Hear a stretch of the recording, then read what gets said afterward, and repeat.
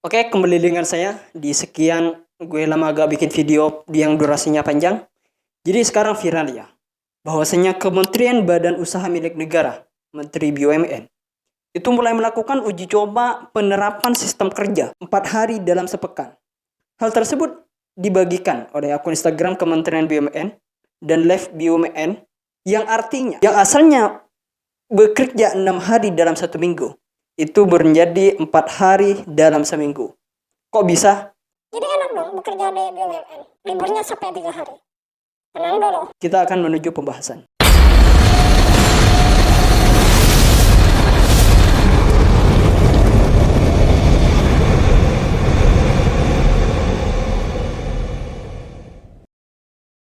Berdasarkan UU Cipta Kerja, jam kerja BUMN dapat dibedakan menjadi 2 tipe. Tipe pertama, ini jam kerjanya ya. Ada tipe pertama yaitu 7 jam kerja per hari atau 40 jam kerja dalam seminggu untuk 6 hari kerja. Jadi dalam 1 minggu kerjanya 6 hari. Jadi istirahatnya berarti 1 hari. Itu tipe yang pertama. Tipe yang kedua, bekerja 8 jam dalam per hari atau ketika di total 40 jam kerja dalam seminggu untuk bekerja 5 hari.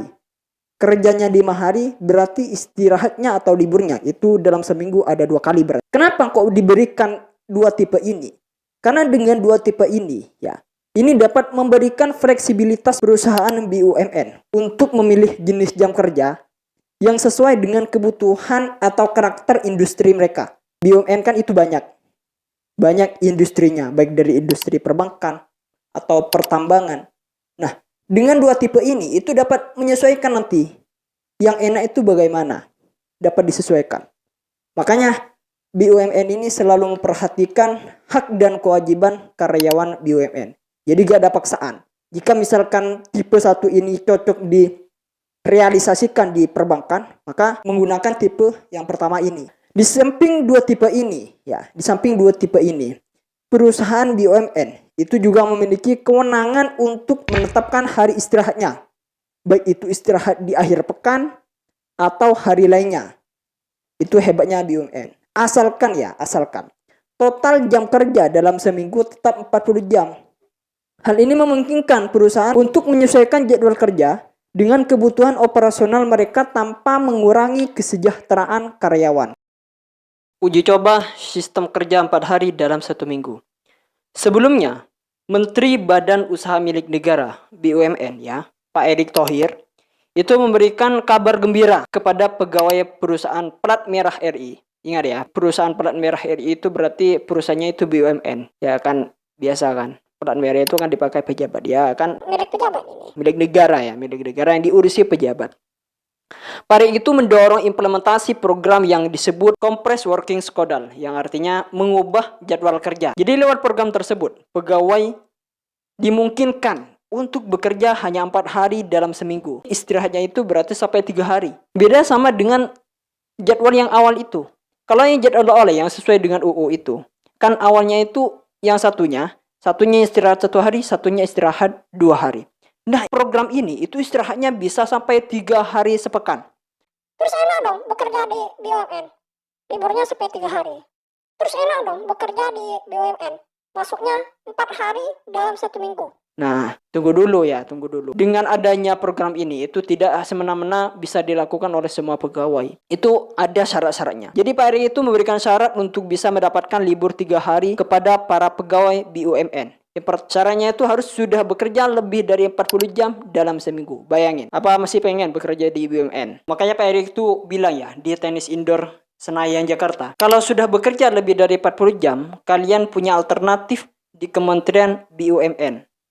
Bayangin, 40 jam lebih. Jadi bagi kalian yang sering mengatakan enak ya bekerja di BUMN dan tahu syarat-syaratnya apa, kalian 40 jam, Cok. Bayangin.